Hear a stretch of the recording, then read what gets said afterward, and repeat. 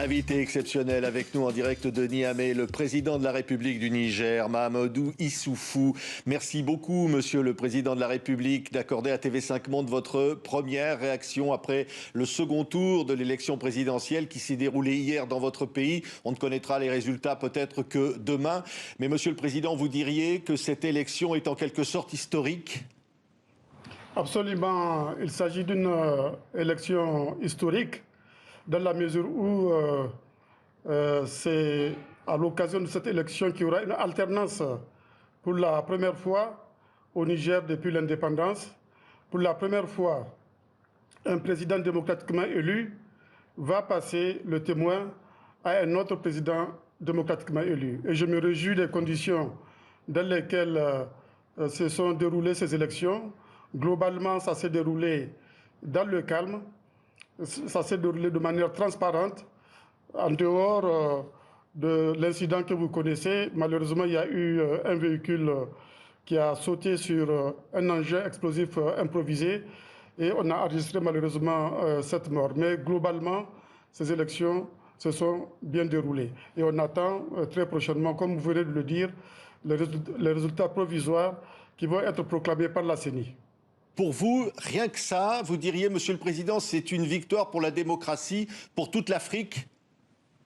C'est une victoire pour la démocratie et moi je considère que c'est ma plus grande réalisation. J'ai un programme que j'ai mis en œuvre depuis 10 ans. Ce programme concerne la sécurité du Niger et Dieu sait que nous nous sommes beaucoup battus pour que le Niger soit en paix et en sécurité. Nous avons réalisé beaucoup d'infrastructures routières, énergétiques dans le pays. J'ai réalisé mes objectifs en termes en matière agricole avec l'initiative 3N, le Nigérien nourrissent les Nigériens.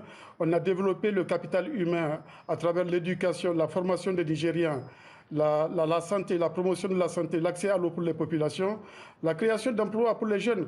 Mais à côté de toutes ces réalisations, ma plus grande réalisation, c'est d'avoir réussi cette élection et d'avoir créé les conditions de l'alternance démocratique pour la première fois dans le pays. Oui.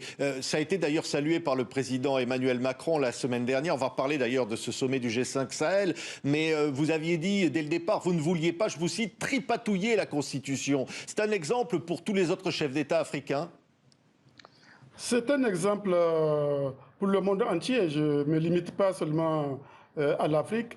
Et je sais que pour beaucoup de pays, il y a des spécificités. En tout cas, pour le cas du Niger, je pense que nous avons besoin d'institutions démocratiques fortes et stables.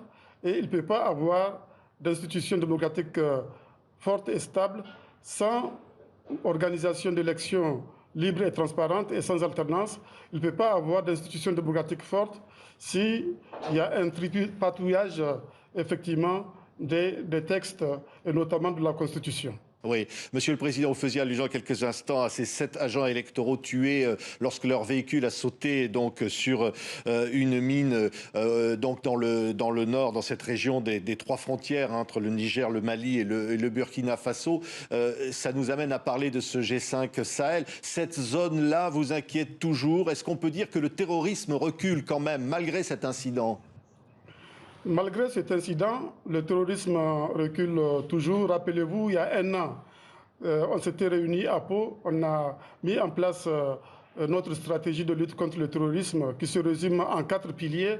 Le premier pilier, c'était d'intensifier la lutte contre le terrorisme. Le deuxième pilier portait sur la montée en puissance des forces armées nationales des 5 pays du G5 Sahel. Le troisième pilier portait sur le retour de l'État et de l'administration dans les zones désertées par les populations sous la menace terroriste. Et enfin, il y a un 4e pilier qui est le pilier du développement. On a fait le bilan de la mise en œuvre de cette feuille de route de Pau, la dernière fois au sommet du G5 Sahel à N'Djamena. Et globalement, nous sommes satisfaits des résultats obtenus, en particulier en ce qui concerne l'intensification de la lutte contre le terrorisme. Beaucoup de choses ont été faites et beaucoup de terroristes ont été neutralisés, en particulier dans cette zone où s'est passé l'incident d'hier, dans la zone des 3 frontières. Beaucoup de terroristes ont été neutralisés et leur logistique a été effectivement désorganisée. Donc nous sommes sur la bonne voie. Nous avons obtenu d'excellents résultats et nous avons décidé à N'Djamena de poursuivre notre action contre le terrorisme, d'intensifier cette action, en particulier en renforçant la coalition internationale de lutte contre le terrorisme qu'on a mise en place également à Pau. Oui, oui. D'ailleurs, Emmanuel Macron a dit qu'il voulait, je le cite, décapiter Al-Qaïda au Sahel. Est-ce que c'est envisageable? Et surtout, il a annoncé qu'il ne baissait pas les effectifs de la force Barkhane malgré de lourdes pertes humaines. Ça vous satisfait et que ça va assez loin, Monsieur le Président? Ça me satisfait entièrement. Je pense que le président Macron a pris les décisions qu'il faut, les bonnes décisions qu'il faut. Ce n'est pas au moment où on enregistre des victoires qu'il faut se désengager. Au contraire, c'est en ce moment qu'il faut intensifier la lutte contre le terrorisme. Il a pris cette décision. Je suis tout à fait d'accord avec lui que Barkhane doit rester au niveau actuel pour pouvoir exploiter le bénéfice des victoires qu'on a déjà enregistrées contre le terrorisme. Oui, 3000 hommes pour l'Union africaine annoncés en renfort, le Tchad 1200 soldats supplémentaires. C'est suffisant ou pas, Monsieur le Président? C'est suffisant, mais notre objectif, c'est de continuer à élargir la coalition de lutte contre le terrorisme au Sahel. Pour l'instant, il y a les armées nationales, il y a la force conjointe du G5 Sahel, il y a Barkhane, il y a l'opération Takuba avec donc la participation d'autres pays européens. Nous attendons également, comme vous venez de le dire, 3000 hommes de l'Union africaine. Il y a le 8e contingent tchadien, donc de la force conjointe du G5 Sahel, qui sera très bientôt en place. Mais nous lançons un appel pour que d'autres partenaires viennent également participer à ce combat que nous menons contre le terrorisme au Sahel, pour en finir assez rapidement avec l'ennemi. Donc c'est cela que nous souhaitons. Et aux côtés de la lutte armée, bien sûr, il ne faut jamais oublier qu'il y a la lutte également pour le développement économique et social. C'est cela qui nous permettra de vaincre définitivement le terrorisme. Oui, oui, il y a eu des menaces directes contre la France de la part des groupes terroristes au Sahel. C'est une menace qu'il faut prendre au sérieux, Monsieur le Président? Il faut toujours prendre ces menaces au sérieux. Et je pense que la France a bien compris que lutter contre le terrorisme au Sahel, c'est protéger la France. C'est aussi protéger l'Europe. La sécurité est un bien public mondial.